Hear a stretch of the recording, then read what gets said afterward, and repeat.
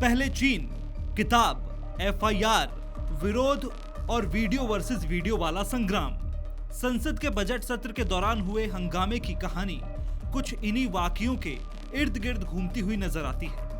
हालांकि video versus video वाले बवाल के बाद भी विपक्ष सरकार को घेरने की कोशिशों में लगा हुआ है। जहां देर रात प्रियंका गांधी ने कांग्रेस सांसदों के साथ संसद परिसर में विरोध प्रदर्शन किया और जमकर नारेबाजी की, तो वहीं सियासी पारा तब गर्मा गया जब नेता प्रतिपक्ष राहुल गांधी ने एक वीडियो अपने ऑफिशियल एक्स हैंडल पर पोस्ट किया, जिसमें उन्होंने जमकर सरकार और पीएम मोदी को निशाने पर लिया।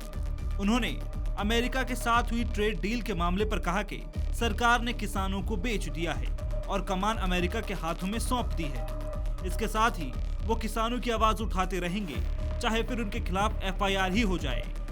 नरेंद्र मोदी जी ने हमारी फूड सिक्योरिटी, हमारे किसानों को धोखा दिया है। यूएस के साथ डील करके उन्होंने कपास के किसानों को, सोया के किसानों को, सेब के किसानों को, फल के किसानों को बेच दिया है। हिंदुस्तान की कृषि मार्केट पर सालों से विदेश के लोग कब्जा मारने की कोशिश कर रहे हैं। नरेंद्र मोदी जी ने उनके लिए दरवाजा खोला है। ये सच्चाई है, वो भी जानते हैं, मैं भी जानता हूं।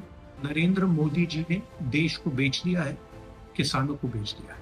आप मेरे ऊपर केस डालो, गाली दो, जो भी आपको करना है करो, प्रिविलेज मोशन डालना है वो डाल दो, कोई फर्क नहीं पड़ता। मैंने पार्लियामेंट हाउस में सच्चाई बोली है। आपको सच्चाई अच्छी नहीं लगे वो दूसरी बात है। देश सच्चाई को समझता है। आप कुछ भी करना है कर लो, मैं किसानों के साथ खड़ा हूं, 1 इंच पीछे नहीं हटूंगा। कांग्रेस प्रेसिडेंट खारगे जी, मैं और पूरी कांग्रेस पार्टी, हमारे सब कार्यकर्ता किसानों के साथ खड़े हैं। ये अन्याय हम नहीं होंगे। राहुल गांधी ने सरकार पर सवाल उठाए तो विपक्ष के तमाम नेताओं ने भी मोर्चा संभाल लिया और बजट को ढाल बनाते हुए तीखे बयानों की बौछार कर दी। तो गलत क्या है? आप बजट के अंदर देखिए क्या डेटा सेंटर के लिए क्या बोला गया है। कौन बनाएगा डेटा सेंटर? सारे डेटा सेंटर, अगर आप एक बड़े देश के साथ अपना पूरा का पूरा डेटा शेयर कर दोगे तो बचेगा क्या? अब पूरा जो सिनेरियो है वो बदल रहा है। अब कोई युद्ध केवल बंदूकों से और उससे नहीं होता है। जरूरत इस समय है कि देश का करोड़ों किसान कैसे बचेगा। जरूरत इस वक्त ये है कि जो छोटे व्यापारी हैं उनका व्यापार कैसे बचेगा।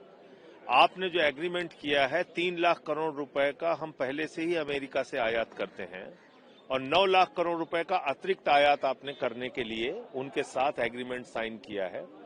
12 लाख करोड़ रुपए का सामान अगर अमेरिका का हिंदुस्तान के बाजार में भर जाएगा तो कैसा आत्मनिर्भर भारत बनेगा?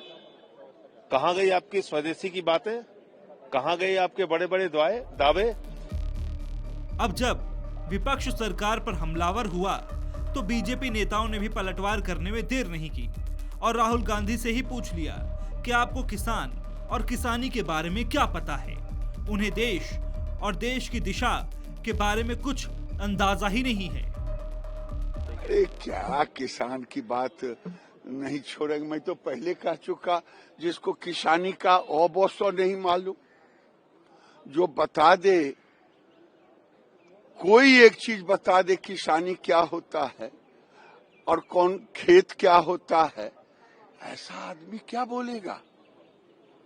जिस आदमी को देश की दशा और दिशा नहीं मालूम, ज्योग्राफी नहीं मालूम, किसान किसान किसान चिल्लाने से किसान होता है। अगर किसानों को उनकी उपज का सही मूल्य दिलवाना अगर राहुल गांधी जी की डिक्शनरी में समर्पण है तो हम किसानों की उपज को हर जगह पे सही मूल्य दिलाएंगे।